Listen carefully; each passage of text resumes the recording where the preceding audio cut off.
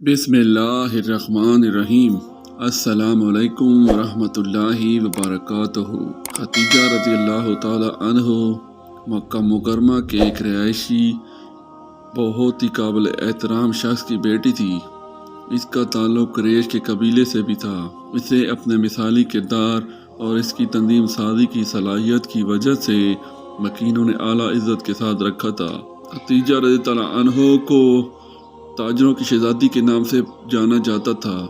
جب بھی کارواں مکہ مکرمہ سے نکلے یا مکہ مکرمہ واپس آئے تو انہوں نے نوٹ کیا کہ اس کا سامان مکہ مکرمہ کے دیگر تمام تاجروں کے سامان سے زیادہ ہے۔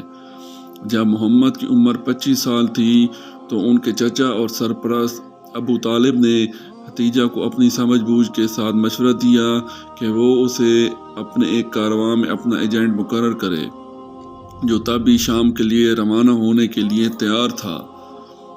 خدیجہ حقیقت میں اسی لمحے کسی ایجنٹ کی ضرورت تھی۔ انہوں نے اس پر اتفاق کیا اور محمد کو اپنے قافلے کا نگران مقرر کیا۔ انہوں نے اس کے سامان کا چارج لیا اور کارواں شام کے لیے روانہ ہوا۔ اس کا غلام میسرہ بھی اس کے ساتھ گیا اور بطور معاون ان کی خدمت کی۔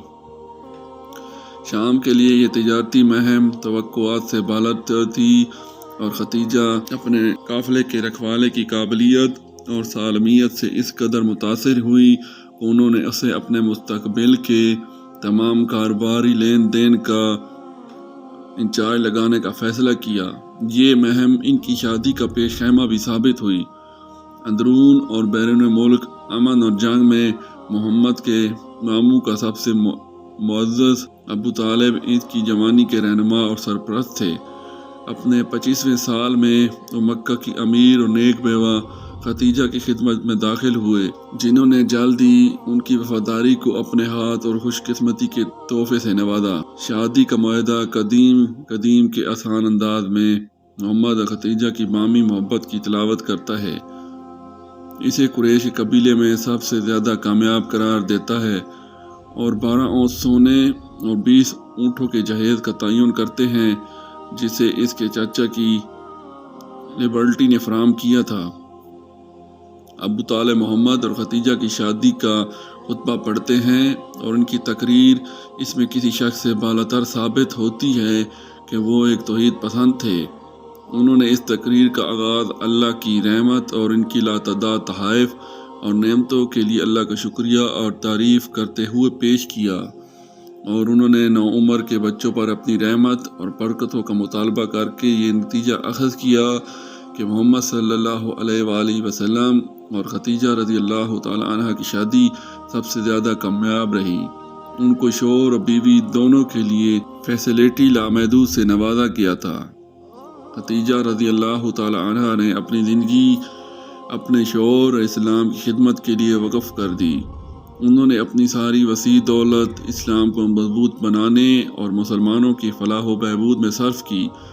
خدیجہ رضی اللہ تعالی عنہ کا مشن بھی اتنا ہی حساس تھا جیسے محمد صلی اللہ علیہ وآلہ وسلم کے پاس تھا، اور وہ بالکل اسی طرح کی بہیر تھیں جس کو اسلام کی فتح کا شاہکار پر مبنی تھا۔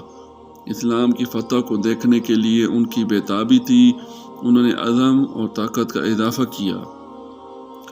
انہوں نے اپنے شوہر کو روزی کمانے کی ضرورت سے آزاد کیا اور اس طرح انہوں نے اس قابل بنا دیا کہ وہ اپنا سارا وقت اس عظیم کام کی تیاری میں عکاسی اور غور و فکر کے لیے وقف کرے جو اس سے آگے ہے۔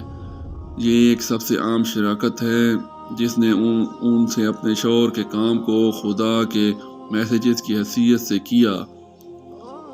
وہ فکرمند تھیں، وہ فلکرم تھیں جس کی پیشن گوئی کی تیاری کے تمام سالوں میں اسے ضرورت تھی۔ محمد صلی اللہ علیہ وآلہ وسلم اور خدیجہ رضی اللہ تعالی عنہ کی شادی کو بھی ان کی بیٹی فاطمۃ الزہرا رضی اللہ تعالی عنہ کی پیدائش سے برکت ملی۔ اگرچہ خدا نے ان تحائف کو جو ان پر عطا کیا وہ بہت سے تھے، لیکن ان کی بیٹی فاطمۃ الزہرا رضی اللہ تعالی عنہ سے زیادہ ان کا قیمتی کوئی بھی نہیں تھا۔ وہ اپنے والد کی آنکھوں کی روشنی اور مستقبل کی جنت کی خاتون تھی۔ باپ اور والدہ نے ان پر ان محبت کو پسند کیا اور وہ امید اور خوشی اور خدا کی رحمت اور نعمتوں کو اپنے گھر میں لائے۔